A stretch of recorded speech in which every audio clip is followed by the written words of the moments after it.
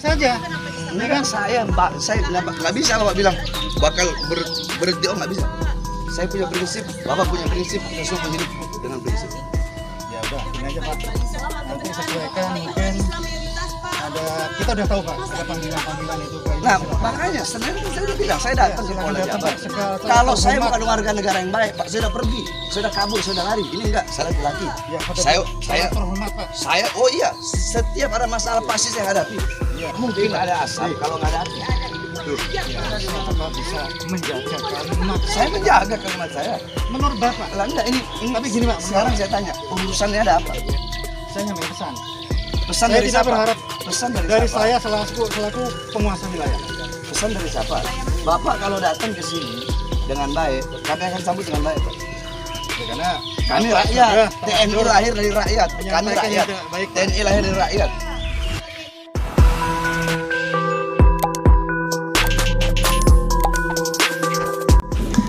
TNI ku sayang, TNI ku malang, wibawa prajurit jatuh di era rezim Jokowi tanda tanya. Jumat 31 Desember 2021, faktakini.info. TNI ku sayang, TNI ku malang, wibawa prajurit jatuh di era rezim Jokowi tanda tanya oleh Ahmad Hauzinuddin SH, advokat, ketua komite atau komite pembela aktivis dan ulama. Baru saja penulis mendapat kiriman video di grup WA Ponpes Tajul Alawiyin asuhan Habib Bahar bin Smith didatangi sejumlah anggota TNI dipimpin seorang jenderal bintang 1 bernama A. Fauzi. Begitu keterangan yang beredar, disebutkan pula kedatangan tersebut membawa pesan ancaman dalam tanda kutip ya, agar Habib Bahar diam, tidak menyebar provokasi atau akan ditangkap tanda kutip juga. Penulis tidak sependapat narasi oknum tanda kutip karena video yang beredar memperlihatkan sejumlah anggota TNI dengan seragam loreng lengkap. Bukan hanya 1-2, namun ada beberapa anggota TNI yang mendampingi sang jenderal bintang 1. Peristiwa ini sangat memalukan dan justru menimbulkan dugaan ada upaya terstruktur, sistematis dan masif untuk meneror Habib Bahar setelah sebelumnya dikirimi teror 3 kepala anjing ya. Tadi ada sudah ya, coba bisa dilihat lagi thumbnailnya. Publik dapat saja mengaitkan teror kepala anjing dengan kedatangan sejumlah anggota TNI. Sekali lagi spekulasi ya, ini analisis. Video yang beredar masih terkait erat dengan kritik Habib Bahar atas pernyataan KSAD Dudung Abdurrahman yang menyebut Tuhan bukan orang Arab. Hal ini terbaca dari dialog yang ada dalam video. Informasi ini memang perlu dikonfirmasi ulang dan Mabes TNI harus buka suara agar peristiwa ini tidak menjadi liar. Jika benar ada kedatangan sejumlah anggota TNI ke pondok pesantren Habib Bahar sebagaimana video beredar, maka ada permasalahan serius di tubuh TNI, yaitu pertama, telah ada upaya penyalahgunaan kekuatan aparat negara yang berfungsi untuk menjaga kedaulatan negara, alat pertahanan dan keamanan negara menjadi alat politik oknum TNI. Dengan dalih apapun, anggota TNI tak memiliki wewenang mendatangi rakyat sipil dengan sejumlah anggota dan seragam lengkap, apalagi membawa sejumlah pesan dan ancaman dalam tanda kutip ya, untuk membungkam hak konstitusional rakyat dalam menyampaikan pendapat. Kalaupun ada masalah secara hukum, proses penegakan hukum dilakukan oleh institusi kepolisian. Sesuai konstitusi, aparat kepolisian lah yang memiliki fungsi penegakan hukum, bukan institusi TNI ya. Dalam hal ini, telah dikirim SPDP dari Polda Jabar terhadap kasus yang menjadikan Habib Bahar sebagai terlapor. Polisi sudah menangani perkara, lalu kenapa TNI ikut campur? Tanda tanya. Kedua, kalau kedatangan didasari adanya tuduhan kegaduhan yang dilakukan oleh Habib Bahar, semestinya koreksi justru harus disampaikan kepada KSAD Jenderal Dudung Abdurrahman, sebab pernyataan Dudung di acara podcast Deddy Corbuzier lah yang memicu kegaduhan. Nasihat dan kritikan Habib Bahar juga banyak disampaikan tokoh lainnya.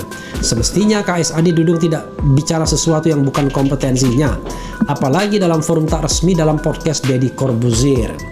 Saluran komunikasi resmi TNI semestinya digunakan untuk menyambung komunikasi publik antara TNI dengan rakyat, bukan program podcast yang sebenarnya saluran komunikasi para politisi. Ketiga, patut diduga ada upaya pembenturan kekuatan TNI dan ulama, alat pertahanan negara dan umat Islam sebagai pasukan cadangan untuk mempertahankan kedaulatan. Desain adu domba oleh asing dan aseng begitu terasa dan pekat dalam kasus ini. Padahal kekuatan negara ini hanya tersisa di tubuh TNI dan umat Islam. Kalau TNI dan umat Islam diadu domba, akan menjadi seperti apa bangsa ini? Semua kegaduhan ini terjadi di era rezim Jokowi. Belum pernah terjadi jenderal TNI dibenturkan dengan ulama, prajurit TNI dibenturkan dengan umat Islam. Padahal dahulu jenderal hormat pada ulama, prajurit merayap bersama umat Islam. Kejadian di video yang beredar viral sangatlah memalukan. Wibawa prajurit TNI jatuh karena kesannya hanya menjadi alat politik kekuasaan. Ya, sobat era sekalian, itu tadi tulisan dari Ahmad Hozinuddin ya, seorang advokat yang juga ketua tim KPUA ya, itu TPUA dulunya, tim pembela aktivis dan ulama. Kalau ini KPUA, mungkin komite ya. Dan ini adalah kritik yang menurut saya ya kritik yang masuk akal ya, karena ini khas orang hukum. Kalau orang hukum ya seperti itulah pendapatnya. Jadi kita harus bedakan domain TNI dan domain polisi. Jadi kalau itu terkait dengan penegakan hukum ya polisi lah orangnya ya. Jadi TNI tidak perlu ikut campur tangan. Apalagi Habib Bahar sendiri kan baru dipanggil Senin. Dan kalaupun dia misalnya tidak bisa datang karena alasan kesehatan atau ada kerjaan dan lain sebagainya, bukan berarti kemudian TNI bisa datang dan ikut menyeret Habib Bahar misalnya ke Polda, nggak begitu. Tetap saja ini adalah urusan kepolisian. Jadi saya kira ini blunder yang luar biasa ya, sama seperti blundernya ketika ada beberapa prajurit TNI ya yang mengancam Habib Bahar. Tidak boleh juga. Sekali lagi, Habib Bahar itu hanyalah seorang sipil, walaupun ulama, tapi pada dasarnya dia adalah sipil ya. Jadi kalau misalnya dibenturkan dengan militer, ya tidak akan ada yang namanya sipil mampu melawan militer, karena bukan tandingan. Tandingan militer Indonesia adalah militer asing yang coba-coba mengganggu integritas dan kedaulatan wilayah Republik Indonesia, bukan warga sipil yang tidak bersenjata, yang tidak memiliki kekuatan.